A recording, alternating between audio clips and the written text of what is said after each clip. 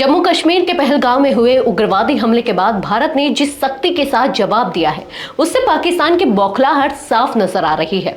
भारत ने सीसीएस बैठक में जो सख्त फैसले लिए, उनके बाद पाकिस्तान ने तुरंत नेशनल सिक्योरिटी कमेटी यानी कि एनएससी की आपात बैठक बुलाई थी और बदले की भावना से कई बड़े फैसले लिए। ये पूरा घटनाक्रम भारत पाकिस्तान संबंधों में एक नए तनावपूर्ण दौर की शुरुआत की ओर इशारा कर रहा है। नमस्कार, मैं हूं विजयश्री और आप देख रहे हैं यूबी न्यूज। आज की रिपोर्ट में हम बात करेंगे पाकिस्तान के उन कदमों की जो भारत के एक्शन के जवाब में उठाए गए हैं और किस तरह दोनों देशों के बीच तनाव बढ़ता जा रहा है। पहलगाम में हुए उग्रवादी हमले में 26 लोगों की जान जाने के बाद भारत सरकार ने सख्त रुख अपनाया।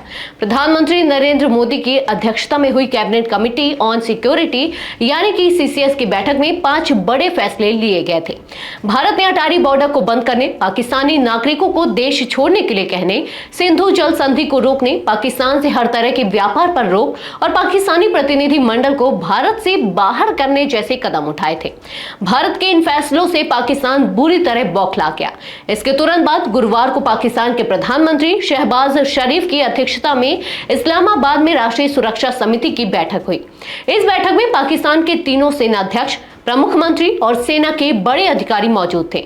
इस बैठक में भारत के एक्शन का जवाब देने के लिए कई बड़े फैसले लिए गए। सबसे पहले पाकिस्तान ने भारत और पाकिस्तान के बीच मौजूद सभी द्विपक्षीय समझौतों को स्थगित करने का ऐलान किया।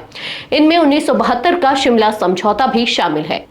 इसके अलावा वाघा बॉर्डर को तत्काल प्रभाव से बंद कर दिया गया है। भारत से पाकिस्तान आने जाने वाले लोगों की आवाजाही पर रोक लगा दी गई है। जिन भारतीय नागरिकों के पास वैध वीजा है और वे पाकिस्तान में हैं, उन्हें 30 अप्रैल तक वापस लौटने को कहा गया है। इसके साथ ही पाकिस्तान ने भारत के लिए अपना एयर स्पेस भी बंद कर दिया है। अब कोई भी भारतीय विमान पाकिस्तान के हवाई सीमा से होकर नहीं गुजर सकेगा। इससे भारत की कई फ्लाइट्स पर असर पड़ेगा, खासकर यूरोप और पश्चिमी देशों के लिए जाने वाली उड़ानों पर। पाकिस्तान ने एसएए आरसी वीजा योजना के तहत भारतीयों को जारी सभी वीजा तत्काल रद्द कर दिए हैं। हालांकि सिख तीर्थ यात्रियों को इस फैसले से छूट दी गई है। बाकी सभी भारतीयों को 48 घंटे के भीतर पाकिस्तान छोड़ने का आदेश दिया गया है। इसके अलावा इस्लामाबाद स्थित भारतीय सैन्य, नौसेना और वायुसेना सलाहकारों को अवांछनीय व्यक्ति घोषित करते हुए 30 अप्रैल तक देश छोड़ने को कहा गया है।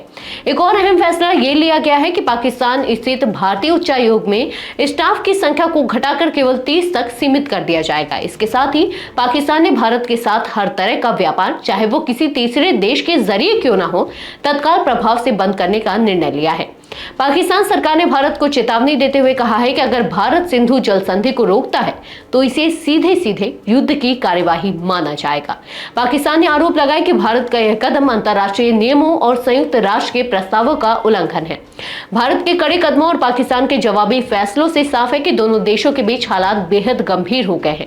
आने वाले दिनों में इस तनातनी का असर क्षेत्रीय शांति और स्थिरता पर भी पड़ सकता है।